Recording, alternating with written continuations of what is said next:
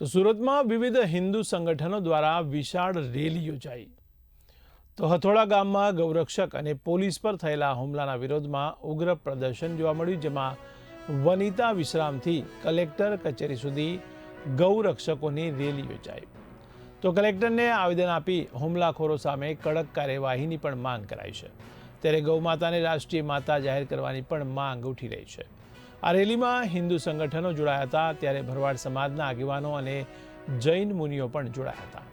ત્યારે ગૌમાતાની રક્ષા મુદ્દે સરકાર સામે ગંભીર આક્ષેપો પણ કરવામાં આવ્યા છે।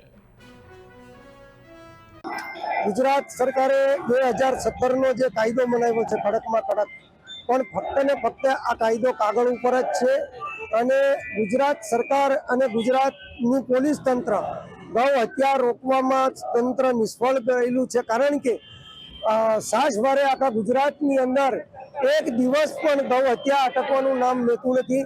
ગુજરાત સરકાર ગમે એવો કાયદો કડક બનાવે, પણ જન્મજાતથી જે કસાઈઓ ગૌ માતાની કતલ કરવા ટેવાયેલા છે એ કતલ બંધ કરતા નથી। અને સમગ્ર ગુજરાત રાજ્યની અંદર 2013માં ગુજરાત સરકારે એક પરિપત્ર બહાર પાડી અને ગૌવંશ જે ગાયો છે, દુધાળા ઢોર હોય કે બાખડા હોય, એ તમામને ગુજરાત રાજ્યની અંદરથી એક્સપોર્ટ કરવા માટે પ્રતિબંધ મૂકેલો છે। પણ આજે ગુજરાતમાં રોજની 2000 ટ્રકો હમણાં હથોડા ગામમાં ઘટના બની છે।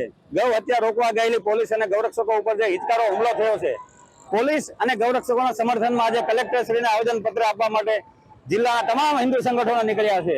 પણ એક પણ ભારતીય જનતા પાર્ટીનો નેતા, સાંસદ કે ધારાસભ્ય અમારી જોડે આવવા માંગતો નથી। 2 દિવસ પહેલા અહીંના લોકલ સાંસદ મુકેશભાઈ દલાલ જોડે મેં પોતે વાત કરેલી અને કીધેલું, ત્યારે એને કીધેલું કે હું જાતે આવીશ, પણ આજે ફોન નથી ઉપાડતા। ગાયનું ઘૂસણું પકડીને સત્તા પર બેઠેલી આ ભારતીય જનતા પાર્ટીના નેતાને જ્યારે જરૂર પડે છે સનાતન માટે લડવાની, ધર્મ માટે લડવાની અને ગાયો માટે લડવાની, ત્યારે ફોન બંધ કરી દે છે અને જવાબ નથી દેતા। 30 વર્ષથી ભારતીય જનતા પાર્ટીની સરકાર છે ગુજરાતમાં, કેમ તમે ગાયને રાજ્ય માતાનો દરજ્જો નથી આપતા? મહારાષ્ટ્ર અને ઉત્તરાખંડ એવું ભારતના 2 રાજ્યો છે કે જ્યાં ગાયને રાજ્ય માતાનો દરજ્જો મળેલો છે। અહીંયા તમારી સરકાર અને સત્તા છે, તમે ગાયના નામે ફક્ત ને ફક્ત રોટલા શેકો છો અને મદદ લો છો।